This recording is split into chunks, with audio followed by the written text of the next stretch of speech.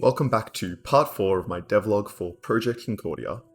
Last devlog, we put in place some placeholder sprites, aiming to get a cohesive set of assets, and implemented several player abilities, such as melee weapons and knocking down enemies. We also went ahead and implemented enemies to the point where they'll actively pursue and attack the player when they see them. Before we get back to the drier enemy stuff, I wanted to first take a look at getting more prototype sprites in, and concurrently establishing some systems for our game to load sprites on generic objects. Currently, the point I find most lacking is how the game displays weapons. They're all homogeneous green balls with no ways to discern between them. So, similar to last devlog, I'm going to loosely interpret some prototype versions of sprites from our reference games to kickstart this process. Here you can see placeholder sprites for both lethal and non-lethal melee weapons, sprites for each kind of ranged weapon, and corresponding sprites for the character holding said weapon. By setting up some fields in our pre-existing gun-type scriptable object, we can attach these sprites and have our respective scripts automatically apply them when appropriate. The most complex of these is the player implementation, which is dynamic since they can equip and throw weapons at will. However, loading these sprites as necessary ended up being barely an inconvenience, and we immediately have a much more approachable looking prototype. While you've got these new test sprites available, another important aspect to implement is UI. We need to communicate several things to the player at a given time, including their current weapon, its ammo count, and most importantly the health or combo meter that will tell players how much time they have.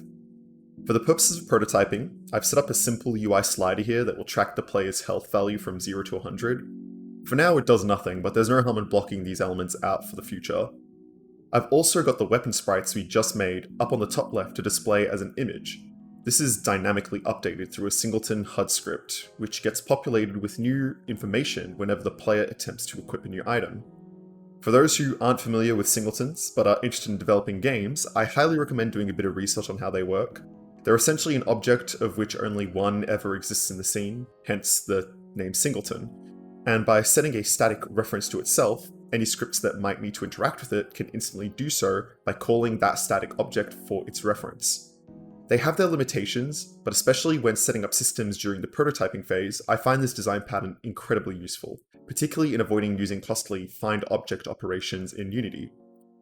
In this case, there will only ever be one HUD in the scene, and rather than set up a manual reference for all relevant scripts, it's simply more economic to create it as a singleton that can be used whenever appropriate.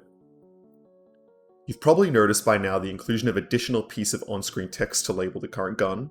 This currently uses the gun type scriptable object name, and the last element on screen is the ammo count, which I've left till last since it was technically a bit more involved. I initially set it up as a simple value in the gun type object, basically tracking the gun's maximum ammo. However, this information is actually dynamic and needs to be tracked accordingly at the source. I figured the most appropriate spot to add this would be the equipable object. So this object now tracks both its max ammo and its current ammo count, and whenever the player attempts to fire their gun, will automatically deduct one bullet from its ammo count and display it to the HUD. Since this value is being stored in the equipable object, we can conceivably have duplicates of the same gun, each tracking their own ammo count. There is just one last thing I want to implement before we move on to developing our AI more, and that's automatic weapons. Now this is one of those unfortunate situations where entirely specialized code will need to be made to cater for a single function, but the code inflating and becoming more complex is practically an inevitability. The main perpetrator is the effective toggle of the trigger when using an automatic weapon.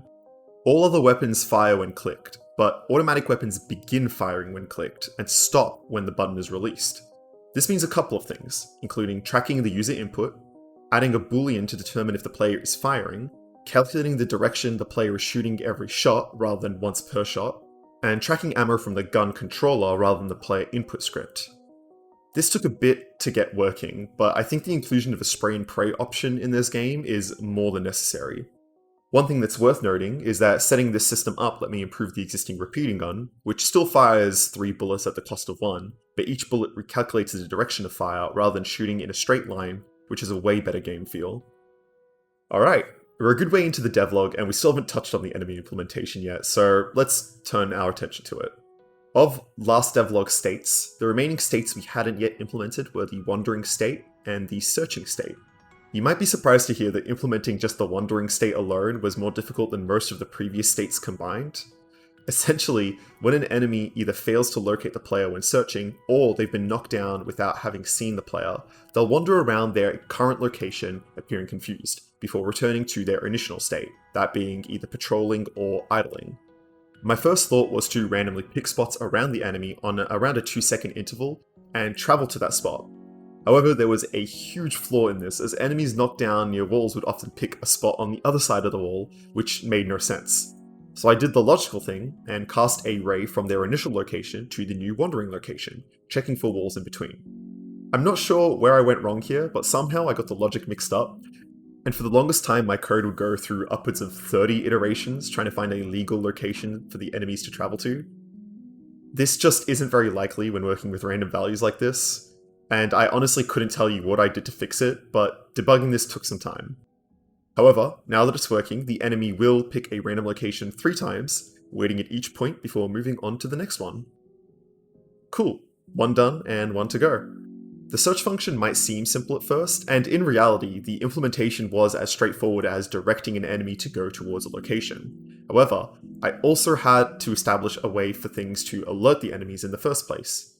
In an attempt to create a robust and flexible codebase, I started out with creating a static alert function. This function can be called by any script, and casts a sphere around a specified point with a specified radius.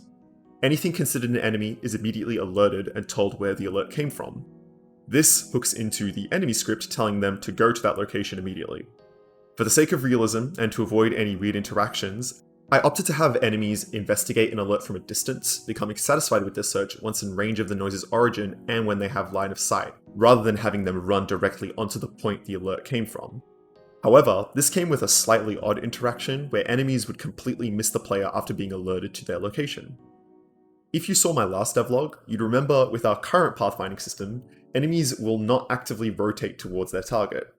This means enemies would shoot in one direction while they had vision on you.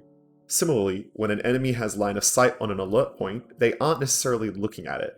I realized here that I was about to set up 2 alternate methods of overriding the rotation of an enemy, so I decided to create a semi-generic system to rotate them whenever necessary.